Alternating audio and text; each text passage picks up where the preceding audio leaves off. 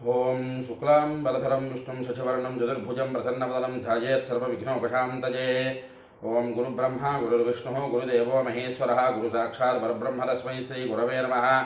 ఓం వ్యాసాయ విష్ణురూపాయ వ్యాసరూపాయ విష్ణవే నమో వై బ్రహ్మనిధయే వాసిష్ఠాయ నమో నమః.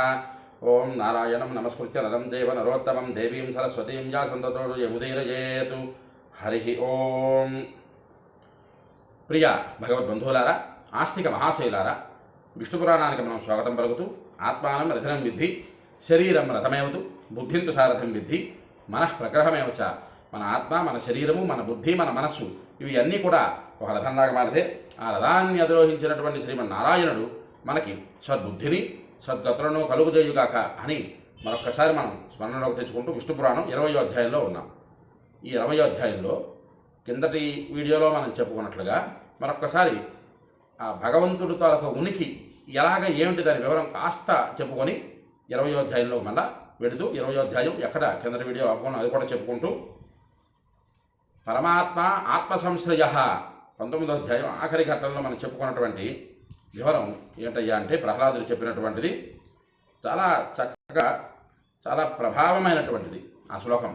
నమస్తస్మై నమస్తస్మై నమస్తస్మై మహాత్మనే నామరూపం న యస్యేకో యోస్తిత్వేనోపలభ్యతే. పరమేశ్వరుడైనటువంటి జగత్తుకి సృష్టికర్త స్థితికర్త లయకర్త అయినటువంటి ఆ విష్ణువుకి నామము కానీ రూపము కానీ లేదు. ఆయన తన ఉనికి వలన ఆయన లభిస్తాడు అన్నటువంటిది చెప్పారు. ఆయన ఉనికి లేనటువంటిది ప్రకృతిలో ఎక్కడా లేదు. కాకపోతే ఆ ఉనికిని మనం తెలుసుకునేటటువంటి విధానంలోనే ఉన్నది. ఎక్కడ ఎలా తెలుసుకోవాలి ఆయన ఉనికిని మనం అంటే ఆ 19వ అధ్యాయంలోని ఆఖరి శ్లోకంలోనే చెప్పారు. ప్రహ్లాదుడు వారే చెప్పారు, అహమేవాక్షయో నిత్య పరమాత్మ ఆత్మసంశ్రయ బ్రహ్మజంగో హవామేవాగ్రే తథాంతే పురఃపుమాన్. పరమాత్మ ఆత్మసంశ్రయ, పరమాత్ముడు మన ఆత్మలోనే ఉన్నాడు. మన ఆత్మలో ఉండేటటువంటి పరమాత్మ సమస్త ప్రకృతిలోనే కనిపిస్తూ ఉన్నాడు. సమస్త ప్రకృతిలో కనిపించేటటువంటి పరమాత్మ రూపము ఏదైతే ఉందో అది నా రూపమే. నేనే విష్ణువుని, విష్ణువే నేనుగా ఇక్కడ ఉన్నాను అని 19వ అధ్యాయంలో ప్రహ్లాద కుమారుడు విష్ణు తాదాత్మ్య భావనతో ఆ ప్రహ్లాద కుమారుడు తనని తాను విష్ణువుగా, విష్ణువే తనగా భావించాడు. ఎలా భావించాడు? ప్రహ్లాదుణ్ణి సముద్రంలో పడివేసి వేల కొలది బండరాళ్ళని కొండలని తెచ్చి పడవేసేసినటువంటి ఆ అడుగున ప్రహ్లాద కుమారుడు తను చేయవలసినటువంటి నిత్యకృత్యములని కూడా విడిచిపెట్టేసి ఆ సమయం కూడా భగవంతుడి కోసం కేటాయించేస్తే భగవంతుడు ప్రసన్నుడయ్యేటటువంటి పరమాద్భుతమైనటువంటి ఘట్టం ఈ ఘట్టం 20వ అధ్యాయంలో. ప్రసన్నుడు అవ్వక ముందు మరొక్కసారి ప్రహ్లాదుడు చేసినటువంటి విష్ణు స్తుతి, ఆ విష్ణు స్తుతి మనం విన్నంత మాత్రం చేతన అది ఎంతటి స్థుతి అంటే దాని వివరం మనం పెద్దగా చెప్పుకోవద్దు. ఆ స్థుతి ఆ శ్లోకాలు వింటేనే చాలు ఒళ్ళు జలధరిస్తుంది, ఒళ్ళు పులకరిస్తుంది, శరీరం రోమాంచితమవుతుంది. అంతటి ఘట్టం విష్ణువే తానే విష్ణువుగా ఆ ప్రహ్లాద కుమారుడు భావన చేసేసరికి ఈ ఈషన్ మాత్రం చిన్న పెసరు కదిలేసరికి, సముద్రం అడుగున కదిలేసరికి నాగపాశముల చేత బంధించినటువంటి హిరణ్యకశిపుడు ప్రహ్లాదుని బంధించాడు కదా. నాగపాశముల చేత నాగపాశములన్నీ తునాతునకలైపోయినాయి, ముక్కలుగా విరిగిపోయినాయి నాగపాశములన్నీ. ఒక్కసారిగా ప్రహ్లాద కుమారుడు సముద్రం అడుగు నుంచి లేచేసరికి సముద్రంలో చరించేటటువంటి జలచరములన్నీ కూడా భయకంపితులైనాయి. కెరటాలతో సముద్రం ఉప్పొంగింది. ఒక్కసారిగా ఉప్పొంగినటువంటి సముద్రాన్ని చూచి భూమి అంతా చెరించిపోయింది. ఆ ఘట్టంలో ప్రహ్లాద కుమారుడు సముద్రం మేంచి పైభాగానికి లేచినటువంటి ఘట్టం కిందటి వీడియోలో మనం చెప్పుకున్నాం. అక్కడ ఆఖరి శ్లోకం నుంచి మనం ప్రారంభం చేసుకుందాం. సచతం శైల సంఘాతం దైత్యై మధోపరి ప్రక్షిప్య తస్మాత్ సలిలాం నిశ్చక్రామ మహామతి.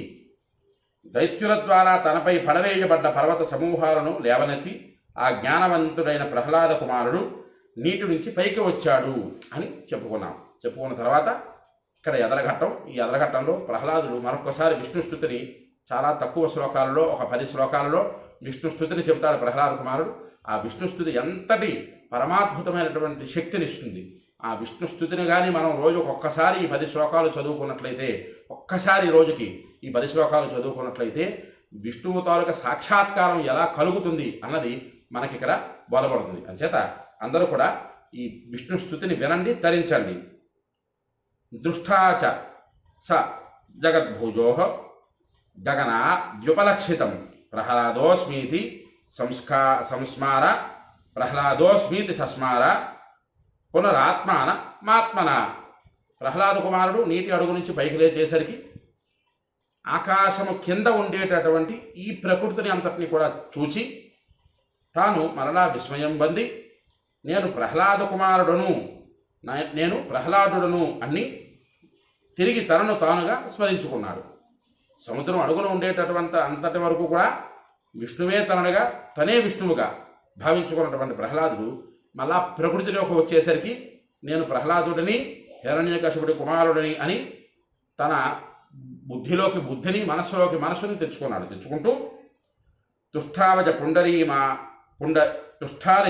తుష్టావచ పునర్దీన్ అనానాదిం పురుషోత్తమం ఏకాగ్రమతిరవ్యగ్రో యత వాక్కాయ మానస.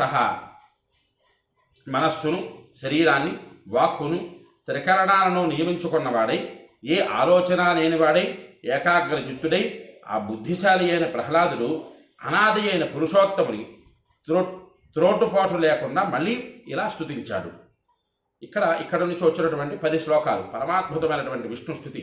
దాని వివరం కాస్త మనం తాత్పర్యం చెప్పుకుంటూ వెళ్ళిపోతాం తప్పిస్తే ఆ తాత్పర్యంలో ఉండేటటువంటి భావం గురించి మనం ఎదరఘట్టంలో చెప్పుకునే ప్రయత్నం చేద్దాం. ఓం నమః పరమార్థ అర్ధస్థూల సూక్ష్మ అక్షరాక్షర వ్యక్త కాలాతీత సకలేశ నిరంజన. స్వామివారికి ఎన్ని విశేషణాలతో కూడుకున్నటువంటి పదాలను వాడుతున్నారో ప్రహ్లాద కుమారుడు. అందరూ జాగ్రత్తగా పట్టుకోండి, అందరూ జాగ్రత్తగా వినండి, తరించండి. ఓం నమః పరమార్థ అర్ధస్థూల సూక్ష్మ అక్షరాక్షర వ్యక్త కులాతీత సకలేశ నిరంజన. ఓంకార రూప శబ్ద పరబ్రహ్మ జ్ఞానస్వరూప దృశ్యరూప జాగ్రత్త స్వరూప స్వప్న దర్శన రూప కార్యకారణ స్వరూప వ్యక్త స్వరూప కాలాతీత సకలేశ్వర నిరంజన పరమేశ్వర నీకు నమస్కారం తెలియజేస్తూ ఉన్నాను అని ప్రభువారు చెప్పినటువంటి స్తోత్రం. ఆ స్తోత్రం అలా చదువుకుంటూ కాస్త తాత్పర్యం చెప్పుకునే ప్రయత్నం చేద్దాం. ఆఖరిలో సమయం ఉంటే వాటి వివరం చెప్పుకుందాం. గుణాంజన గుణాధార నిర్గుణాత్మన్ గుణస్థిర మూర్త అమూర్త మహామూర్తే సూక్ష్మమూర్తే స్ఫుటాస్ఫుట గుణానురంజక గుణాధార నిర్గుణాత్మక గుణస్థిత మూర్తామూర్త రూప మహామూర్తి సూక్ష్మమూర్తి ప్రకాశస్వరూప అప్రకాశస్వరూప నీకు నమస్కారము అని కరాల రూప సౌమ్యాత్మన్ విద్యామయాచ్యుత సదసద్భావ భావన. చాలా పరమాద్భుతమైనటువంటి శ్లోకాలు. వీటి వివరం మనం ఎదరఘట్టంలో వచ్చే ఘట్టంలో చెప్పుకుందాం. భీకరస్వరూప సుందరస్వరూప విద్యామయ అవిద్యామయ అచ్యుత సద్రూప అసద్రూప సద్భావ సదసద్భావనాభావ నీకు నమస్కారము అని ప్రహ్లాద కుమారుడు చెబుతూ నిత్యానిత్య ప్రపంచాత్మన్ నిష్ప్రపంచ అమలాశ్రిత ఏకానేక నమస్తుభ్యం వాసుదేవ దివాకరణ వాసుదేవాదికారణ నిత్యానిత్య ప్రపంచ రూపమగు ఆకాశ ఘటాది రూప ఈ ప్రపంచం కన్నా భిన్నంగా ఉండేవాడా జ్ఞానులకి ఆశ్రయించబడేవాడా కారణ రూపంలో ఏకరూప కార్యరూపంలో అనేక రూప వాసుదేవ ఆది కారణమైన వాడా నీకు నమస్కారము. ఆది కారణమైన వాడా వాసుదేవాది కారణ ఆది కారణము.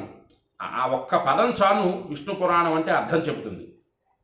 ఆది కారణ రూప. ఇంకా దాని వివరం మనం ఎదరఘట్టంలో చెప్పుకుంది. ఎందుకంటే ఈ 10 శ్లోకాలు పూర్తయిపోవాలి ఈ ఘట్టంలో.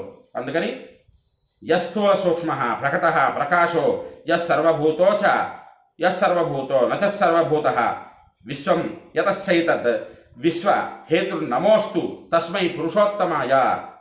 ఒక్కొక్క శ్లోకము ఈ పరమాద్భుతమైనటువంటి శ్లోకాలు.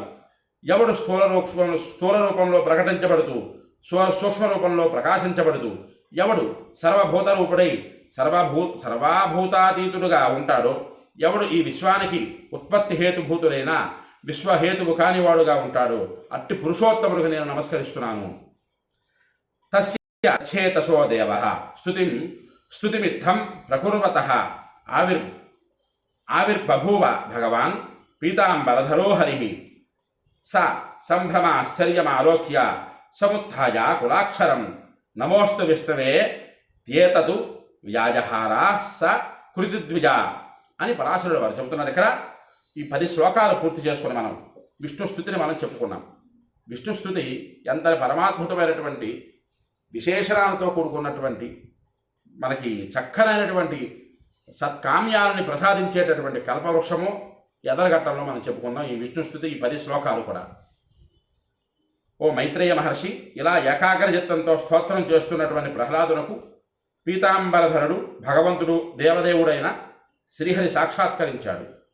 ఆ దేవదేవుని చూచి తత్తరపాటు పడినవాడై లేచి అక్షరాలు తరబడుతూ ఉండగా అతడు విష్ణు భగవానుడికి నమస్కారం చేసి, విష్ణు భగవానుడికి నమస్కారం చేస్తూ చేస్తూ చేస్తూ 1కి 10 సార్లు, 10కి 100 సార్లు, 100కి 1000 సార్లు, 1000కి 1,00,000 సార్లు స్వామివారికి నమస్కారం చేశాడు ప్రహ్లాద కుమారుడు అంటూ, దేవ ప్రపన్నార్తిహర ప్రసీదం కురుకేశవ అవలోకన దానేన భూజో మాం పావయాచ్యుత భూజో మాం పావనాచ్యుత. మాం పావన, నన్ను పవిత్రుణ్ణి చెయ్యు, నన్ను పావనుడిగా మార్చు.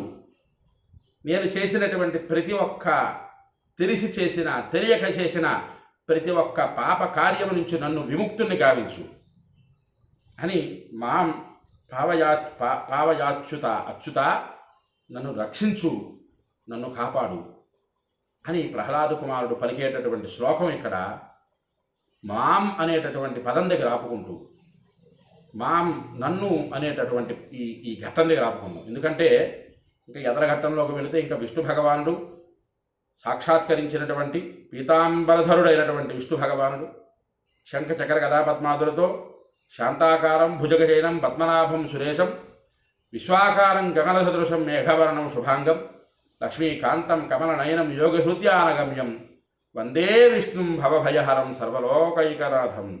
అటువంటి విష్ణు భగవానుడు ప్రహ్లాద కుమారుడికి సాక్షాత్కరించేసరికి ప్రహ్లాద కుమారుడు తత్తరపాటు పడుతూ అక్షరాలు సరిగ్గా పలకలేక, దేవదేవ పరమేశ్వర జగత్ సృష్టికర్త స్థితికర్త లయకర్త ఓ నమో వాసుదేవాయ, నన్ను రక్షించు, నన్ను కాపాడు అని అనేక విధాలుగా స్తోత్రం చేసినటువంటి ప్రహ్లాదుడికి ఆ విష్ణువు సాక్షాత్కరించి అంతటి మూర్తి అంత చిన్న కుమారుడికి సాక్షాత్కరించాడు భక్తి ప్రధానపూర్వకంగా. అంతటి భక్తిని మనము కూడా జీవితంలో అన్వయం చేసుకుంటూ, ఇలాంటి స్తోత్రాలను వింటూ, ఇలాంటి స్తోత్రాలను చదువుకుంటూ, ఇలాంటి స్తోత్రాలను నేర్చుకుంటూ ధార్మికబద్ధమైనటువంటి జీవనాన్ని సాగిస్తూ అంత్యమందు పునర్జన్మ రాహిత్యమైనటువంటి కైవల్యాన్ని భగవంతుడు మనందరికీ కూడా ప్రసాదించాలని మరొక్కసారి ప్రహ్లాదునిలాగా మనం విష్ణువు పాదాలని పట్టుకొని వేడుకుంటూ, ఎవరికైతే ఈ వీడియో నచ్చుతుందో వాళ్ళందరూ కూడా లైక్ చేయండి, షేర్ చేయండి, కామెంట్ చేయండి. అలాగే మీ తాలూకు సపోర్ట్ని మాకు బాగా అందించండి. ఈ యూట్యూబ్ ఛానల్ని అందరూ కూడా సబ్స్క్రైబ్ చేసుకుని ఆదరిస్తారని మరీ కోరుకుంటూ, హరి ఓం స్వస్తి.